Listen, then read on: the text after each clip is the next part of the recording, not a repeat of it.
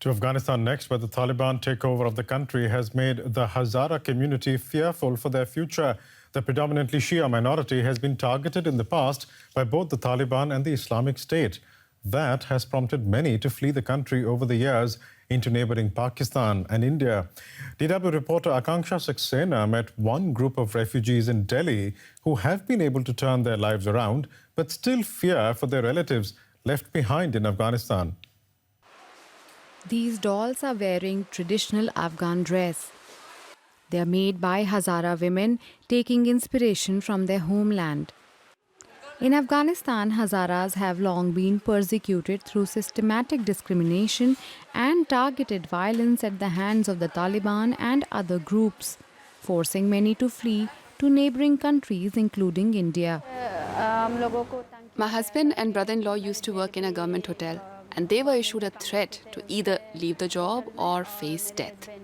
We couldn't live in peace during the day or sleep peacefully at night. When the situation worsened, we sold everything, our house, our belongings, in a month and fled to India. Life was unpredictable in Afghanistan, and we were under constant fear that anything could happen to us. That's why we left. A startup called Silai Wali has created jobs for some of these families. The firm makes dolls from waste fabric from Delhi's garment factories. We are largely work with them because of the skills they possess of, handicrafts of embroideries and stitching and crochet work. Most of them are the only earning members of the family who are here. So in that situation, having a livelihood, having an income has made the older ladies to send their children to school, to support the families. The younger ones also support the family. So when you have a regular financial income, that brings about a lot of change.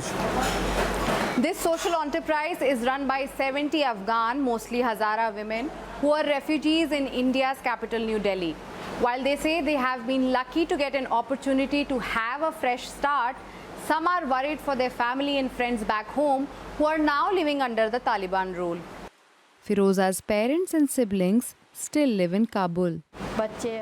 I'm very worried. They are not leaving the house due to fear. Everyone is stuck there. Elders, children, everyone. They want to flee the Taliban-ruled country, but there is no way out. They have no passports, no visas. A rise in targeted killings of the community members has been reported since the Taliban takeover, and many fear the situation will only get worse for their loved ones back in Afghanistan. And joining me now for more is Dr. Niamatullah Ibrahimi. He's author of the book The Hazaras and the Afghan State and is a lecturer at La Trobe University in Melbourne. Dr. Ibrahimi, what is the situation currently in Afghanistan? Are the Taliban targeting Hazaras? Well, the situation in Afghanistan is one of fear and deep anxieties, and also one of hunger at the moment. All groups in Afghanistan are currently in the grips of hunger and fear in different ways, but the Hazaras are particularly affected by the change in regime in Kabul for a number of reasons. One, because they are predominantly Shia Muslims in a country of predominantly Sunni Muslims, and the Taliban subscribe to an ultra-conservative interpretation of Sunni Islam that doesn't recognize Shia as equally as Muslims themselves. And then there are also other issues such as ethnic tensions, and the Hazaras are also a very distinctive ethnic group that look very different in Afghanistan. They look more Central Asian than most other Afghans. Are you in touch with anybody in Afghanistan who is facing these fears and living them from day to day? I'm regularly in contact with friends and family members and other contacts I have in Afghanistan. There are many people who are deeply worried.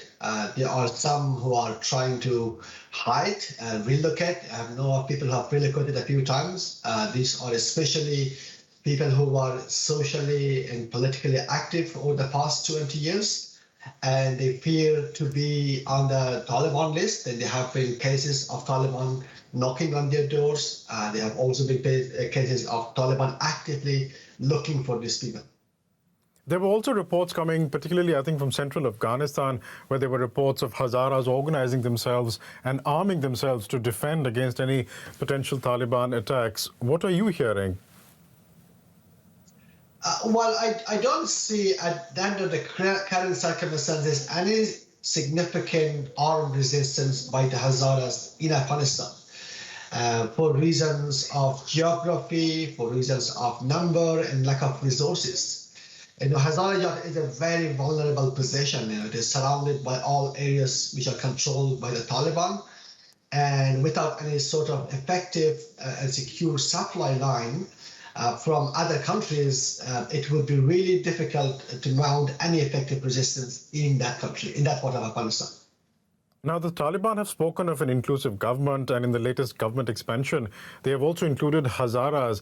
I wonder if you think this is the Taliban being actually inclusive, or is this just for show?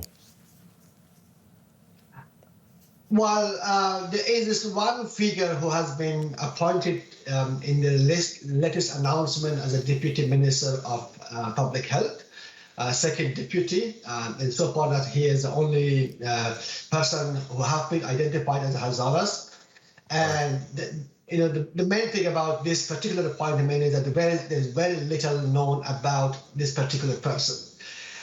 So far, in my view, the Taliban attempt to form an inclusive government, or a claim to form an inclusive government, is one of really cosmetic and tactical initiatives, rather than substantive inclusion of other groups in the Taliban government. We'll leave it there for the time being, but thank you so much for joining us, Niamatullah Ibrahimi. Thank you very much.